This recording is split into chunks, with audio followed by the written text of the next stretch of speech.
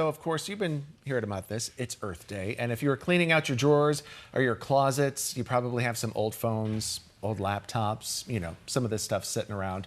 So we're going to be talking to Jared here with AZ Strut about how you can recycle it, and really for a good cause as well, because I know a lot of folks, they have some of this stuff sitting around, some of these old gaming consoles, computers, and stuff like that. Yeah, and of course that box of wires that you'll never touch again. You know what? I'm one of those. Yeah. I'm one of those people who hold on to the box of wires. I have no idea what they're for, but I'm like, they may be coming into use one day. But the truth is, you have to be honest with yourself. They're not. You're never going to use them. They're right. not. So at AZ Strut and a lot of other e-waste recyclers, what we'll do is we'll take all of those things, working or not, and see what we can do with them. Now, at our organization, we get them into the hands of students. Okay. And so that's a STEM educational element. They get to learn, they get some workforce development, and what is reusable, we get back out into the community. So this is good for the students, though, too, and I'd imagine for the educators, they don't have to pay to get the stuff for these students to fix or to build.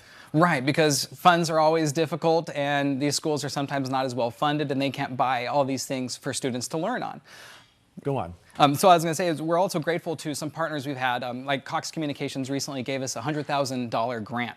And that was able to help us reach further into the rural areas, get into other communities that we couldn't otherwise reach, and help us spend some money on refurbishing some of the devices that might need a couple extra components. So you have like keyboards. We have a computer here that, it doesn't look like this is in good working condition. No. But well, so if somebody they brought in this computer, and I'm sure there's folks who have a computer just like this at home, then what do you guys do? Where does it go from? I guess from the counter when you turn it in. Where does it go from there? Well, the first thing we do is we bring it into our data security cage. We're very strict on data security, so we do the wiping of all of the data on there, make sure people's data is safe, right? Okay. Once we do that, then we can get it out into the hands of our students. And they get development experience, they get to fix it up. Then once we get it back in, we find out what nonprofit organization or what part of the community could best utilize this technology. You even have headphones here though too.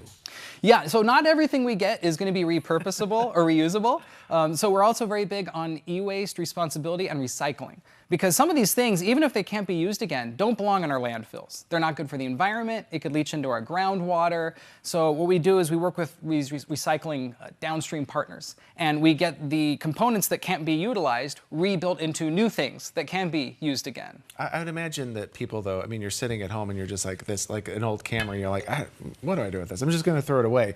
But that's, actually, that is, I would imagine this takes years. It would never decompose ever in a landfill at all. Yeah, it takes thousands of years for some of these components. And not just that, but they do damage to the environment and along the way. So really, we don't want them in there. The other side of that is we also would have to mine the equipment or the rare earth materials back out of places like Africa and cause more mining impact. Whereas if we could get this back into the hands of our recyclers, we could pull those rare earth elements out and use that to make our new technology. Okay, so for the folks who are going to be cleaning out their stuff, it's spring. We got to clean out the stuff. That's what I was doing a couple weekends ago before it gets too hot.